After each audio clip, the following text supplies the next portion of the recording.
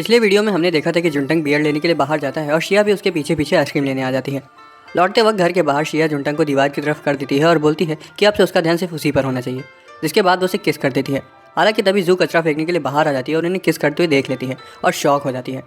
अगले दिन रात की पार्टी से हुए कचरे को समेटने के लिए रोनी जुंटंग को बुलाने जाती है। साफ सफाई करते हुए जू शिया से बोलते हैं कि अब वो और जुंटंग तो डेट कर रहे हैं ना, जिस पर शिया उसे बताती है कि अभी वो डेट नहीं कर रहे हैं और ये सुनकर जू का दिमाग खराब हो जाता है। तभी जुंटंग और रोनी वहाँ आ जाते हैं और कमरे में अजीब सी चुप्पी फैल जाती है। साफ सफाई करने के बाद जुंटंग कॉलेज आ जाता है और क्लास खत्म होते ही उसे जू का मैसेज आता है और वो उसे स्कूल के बाहर मिलने के लिए कहती है। वो दोनों फुटबॉल ग्राउंड के पास मिलते हैं और जू थोड़ी सी उदास लग रही थी।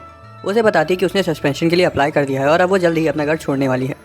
स्कॉलरशिप से उसकी कॉलेज की ट्यूशन की फीस तो माफ़ हो गई है, लेकिन अपना गुजारा करने के लिए उसे एक जॉब करनी पड़ेगी। वो उससे पूछते हैं कि क्या वो उसकी और शिया की वजह से ये सब कर रही है, लेकिन वो मना करते हुए बताती है कि वो अपनी ओवर कंट्रोलिंग फैमिली की वजह से ये कदम उठा रही है। वो बोलती है कि खाली वही उसको समझ सकता है, जिसके बाद जू आखिरकार उसे प्रपोज कर देती है और बोलती है कि वो उसे बहुत पसंद करती है। जू से बताती है कि वो उसे कॉलेज के शुरू होने से पहले से पसंद करती थी, लेकिन उसके पापा ने उसे बॉयफ्रेंड बनाने से सख्त मना कर रखा था। वो बस खुले मिजाज के होने का ढोंग करते थे, क्योंकि जब भी वो किसी के घर रुकती थी तो वो हमेशा फ़ोन करके ये चेक करते थे कि वो किसी लड़के के साथ तो नहीं रुकी है। वो बताती है कि एक बार उसके पापा ने उसकी बहन को अपने बॉयफ्रेंड का हाथ पकड़े हुए देख लिया था, जिसके बाद उन्होंने सभी के सामने उसे पार्किंग लॉट में तमाचा चकड़ दिया। वो जुंटंग से बोलती है कि उसे ऐसे कंट्रोलिंग एनवायरनमेंट में रहने की आदत सी लग चुकी थी, लेकिन फिर भी वो खुद को उसे पसंद करने से रोक नहीं पाई। वो बोलती है कि जब वो खुद के दम पर कमाना शुरू कर दे तब वो उसके साथ रहना चाहती है। जिसके बाद वो उसे कल सिनेमा चलने के लिए पूछती है और उसका प्यारा सा चेहरा देखकर जुंटंग उसे मना नहीं कर पाता। अगले दिन जब वो मूवी देखने जाते हैं तो जू उसके करीब आने के लिए अपना हाथ हैंड रेस्ट पर रख देती है ताकि जुंटंग उसे थाम ले, लेकिन जुंटंग खुद को ऐसा करने से रोक लेता है और चीज़ों को पूरी तरह से क्लियर करने के बारे में सोचने लगता है। जू समझ जाती है और अपना हाथ हटा लेती है। मूवी खत्म होने के बाद दोनों आर्केड में थोड़ी देर गेम्स खेलते हैं। जुंटंग के सारे कॉइन्स खत्म हो जाते हैं, इसलिए वो जू से कुछ कॉइन्स मांगता है, लेकिन जू साफ मना कर देती है।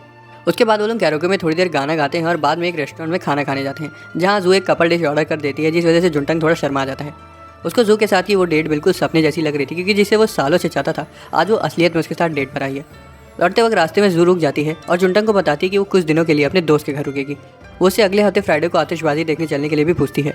जुंटंग कुछ बोल पाता उससे पहले वो उसे बताती है कि उसे काफ़ी समय पहले समझ आ गया था कि वो उसे पसंद करता है, लेकिन किसी वजह से उसने उसे नज़रअंदाज किया। वो ऐसा करने के लिए उससे माफ़ी मांगती है और बताती है कि उसने कभी भी किसी को भी डेट नहीं किया है और ना ही किसी को इतना ज़्यादा पसंद किया है। और जब उसने जुंटंग को किसी और लड़की के इतना नज़दीक आते हुए देखा तो उसे जलन होना शुरू हो गई। वो खाली खुश रहने का दिखावा करती थी, लेकिन असल में वो उसे बिल्कुल भी पसंद नहीं आता था। इतना बोलने के बाद वो अपने आंसुओं को रोक नहीं पाती और अगले हफ्ते मिलने को बोलकर वहाँ से चली जाती है। उसके जाने के बाद जुंटंग सोचता है कि वो तो शुरुआत से यही सब सुनना चाहता था, लेकिन अब ये शब्द उसके दिल में कांटे की तरह क्यों चुभ रहे हैं। वो घर वापस आ जाता है और बाहर शिया को रोते हुए देखता है और सोचता है कि अब ये क्यों रो रही है। हालांकि वो उसे बताती है कि उसने कुछ कड़वे नूडल्स खा लिए थे, इसलिए उसकी आंखों में आंसू आ गए। शिया बोलती है कि उसे पता चला है कि जू अपनी दोस्त के साथ रहने वाली है और पूछती है कि क्या जू ने आज उसे प्रपोज किया है।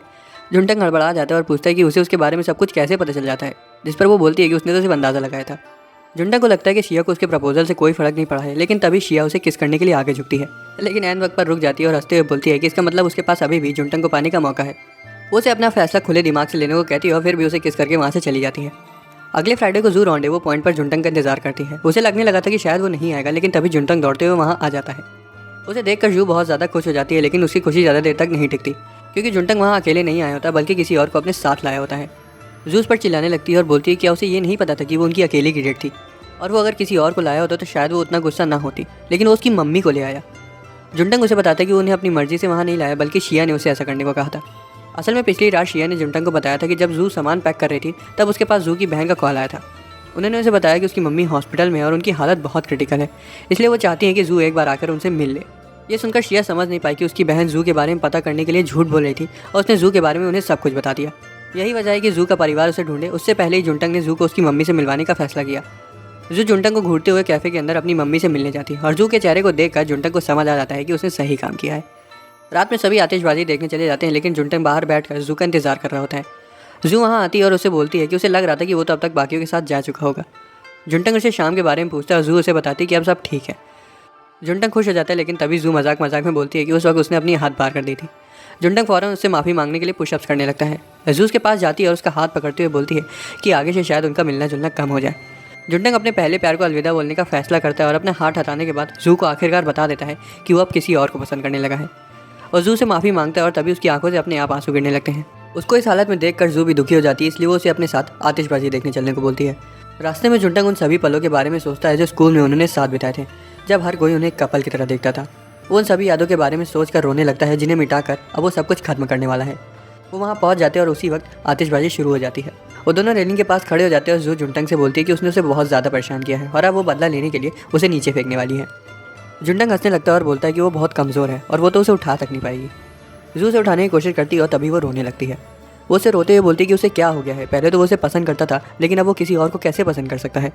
जुंटंग भी रोने लगता है और जियाई को सॉरी बोलता है। जू पूछती है कि वो कौन है, जिस पर वो बताता है कि वो उनकी बड़ी बेटी का नाम होने वाला था।